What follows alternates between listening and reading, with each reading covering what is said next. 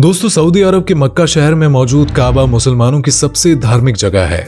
यहाँ पर आपको हजारों की संख्या में मुसलमान हर रोज यहाँ देखने को मिल जाएंगे, क्योंकि कुरान पाक में ये बताया गया है कि हर मुसलमान को अपनी जिंदगी में एक न एक बार काबा तो आना ही चाहिए, जिसे हम अपनी नॉर्मल भाषा में हज की यात्रा भी बोलते हैं। अब ऐसा क्या है काबा में और मुसलमान इसे इतना ऊंचा दर्जा क्यों देते हैं, इसे जानने के लिए मेरे वीडियो के बिल्कुल अंत तक बने रहिएगा, क्योंकि हमारी इस वीडियो में हम आपको काबा के बारे में कुछ ऐसे ही इंटरेस्टिंग फैक्ट्स बताने वाले हैं जिनके बारे में शायद ही आपने पहले कभी सुना होगा। तो आइए सबसे पहले बात करते हैं कि काबा को कब, किसने और कैसे बनवाया।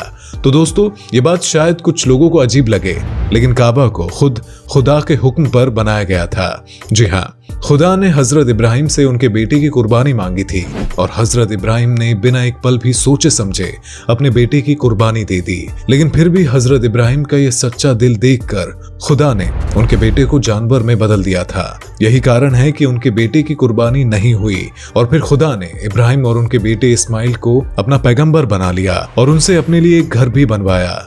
और दोस्तों, कुरान में ये भी बताया गया है कि जो काबा आप मक्का में देख रहे हैं, बिल्कुल ऐसा ही काबा जन्नत में भी है, जहां पर हर दिन 70,000 फरिश्ते उनकी परिक्रमा करते हैं। अब ये चीज भी कई सारे लोगों को सुनने में अजीब लगेगी, लेकिन काबा का निर्माण कई बार हो चुका है। कभी प्राकृतिक आपदाओं की वजह से तो कभी किसी कारण से काबा किसी न किसी नुकसान को झेलता है, जिसके चक्कर में बार बार इसका निर्माण करवाना पड़ता है। ऐसे में आज आप जैसा काबा देख रहे हैं, ये पहले ऐसा बिल्कुल नहीं था और आखिरी बार 1996 में इसमें कुछ बदलाव किए गए। हालांकि आखिरी बार जब इसमें बदलाव किए गए तो उसमें कई सारी आधुनिक तकनीकों का इस्तेमाल किया गया था कि काबा में किसी भी तरह की कोई प्राकृतिक आपदा का असर ना हो सके। और ये भी कहा जाता है कि जिस तरह से इसे अब बनाया गया है, उसमें कई सदियों तक काबा में कोई नुकसान नहीं होगा। और दोस्तों, क्या आप ये बात जानते हैं कि पहले काबा में 2 दरवाजे और एक खिड़की हुआ करती थी। जी हाँ, सबसे पहले एक दरवाजा अंदर आने के लिए और एक दरवाजा बाहर जाने के लिए हुआ करता था। और यहाँ तक कि काफी समय तक यहाँ पर एक लड़की भी रही। लेकिन आज के समय में जिस तरह का काबा का निर्माण हुआ है, वहाँ पर केवल एक ही दरवाजा है और कोई भी खिड़की नहीं है। और आप ये भी बात जानकर हैरान हो जाएंगे कि एक वक्त ऐसा था जब काबा पूरा रंगीन था। जी हाँ, आज काबा की पहचान बने काले रंग की जगह कभी हरे, लाल और सफेद रंगों ने ले रखी थी, जो उस रूप में लोगों को बहुत ही प्यारा लगता था। और दोस्तों, हम आपको बता दें कि घाटी के निचले हिस्से में होने की वजह से बारिश के वक्त काबा में अक्सर पानी भर जाता था। लेकिन चाहे बारिश हो या फिर बाढ़ आए, यहाँ पर आने वाले श्रद्धालुओं की कोई कमी भी नहीं होती थी। और फिर चाहे जितना भी पानी क्यों ना भरा हो, वो सच्चे दिल से काबा में ईश्वर के दर्शन करने आते थे। और सिर्फ इतना ही नहीं, वो तैर कर भी काबा की परिक्रमा करते थे।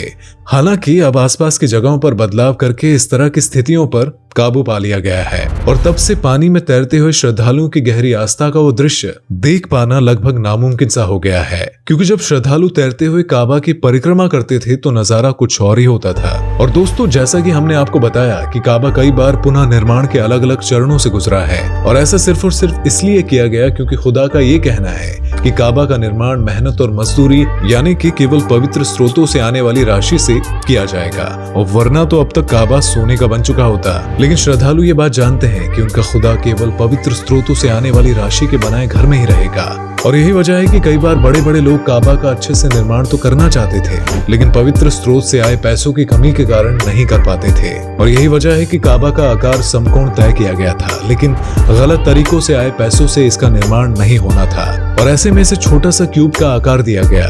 वैसे दोस्तों, कुछ भी कहिए, खुदा भी ये देखकर सोचता होगा कि मैंने एक चीज पर पवित्र तरीकों से कमाए हुए पैसों का इस्तेमाल करने के लिए कहा, तो ये चीज समझ में आ गया कि वाकई में लोग कितनी मात्रा में पवित्र तरीकों से पैसे को कमाते हैं। और दोस्तों, क्या आप ये बात जानते हैं कि काबा का काला पत्थर टूटा हुआ है, और जहां पर कई लोगों का ये मानना है कि काबा का काला पत्थर एक स्माइली समूह द्वारा चुरा लिया गया था, और जब वो उनसे वापस हासिल किया गया तो उसके टुकड़े टुकड़े हो चुके थे। यहाँ तक कि उस पत्थर के कुछ ऐसे हिस्से हैं जो पाए नहीं जा सकते। और दोस्तों, काबा की चाबियां बनी शेवा परिवार के पास ही रहती है और इनकी इजाजत के बिना कोई अंदर नहीं जा सकता। फिर चाहे कोई कितनी भी बड़ी हस्ती क्यों ना हो, काबा में उन्हें अंदर जाने के लिए इनसे इजाजत लेनी ही पड़ती है। हम आपको बता दें कि काबा के इतिहास में कई सारी गौरवपूर्ण बातें छुपी हुई है, जिससे हमें काफी कुछ सीखने को मिलता है। जिसका सबसे बड़ा उदाहरण तो आप यही ले लीजिए कि दुनिया भर के मुसलमानों को जोड़ने वाली कड़ी का सबसे अहम स्रोत काबा ही है। क्योंकि दुनिया भर में रहने वाले मुसलमान चाहे जिस किसी भी मुल्क में हो या फिर किसी भी कॉन्टिनेंट में क्यों ना रहते हो, वो चाहे जैसी भी लाइफस्टाइल क्यों ना जीते हो, लेकिन उन्हें एक करने वाला यही काबा है जो उन्हें खुदा के घर से कम नहीं लगता। और यहाँ लोग जाते ही इसलिए है ताकि वो खुदा से रूबरू हो सके। अब दोस्तों, आपका इस पर क्या कहना है, हमें कमेंट में जरूर बताइएगा। और इसी तरह की इंटरेस्टिंग वीडियोस को लगातार देखते रहने के लिए हमारे शानदार चैनल को लाइक, शेयर और सब्सक्राइब करने में बिल्कुल भी कंजूसी न करिएगा। धन्यवाद। दोस्तों, आपको स्क्रीन पर 2 और वीडियोस दिखाई दे रही हैं, जिसे देखने के लिए स्क्रीन पर क्लिक करें।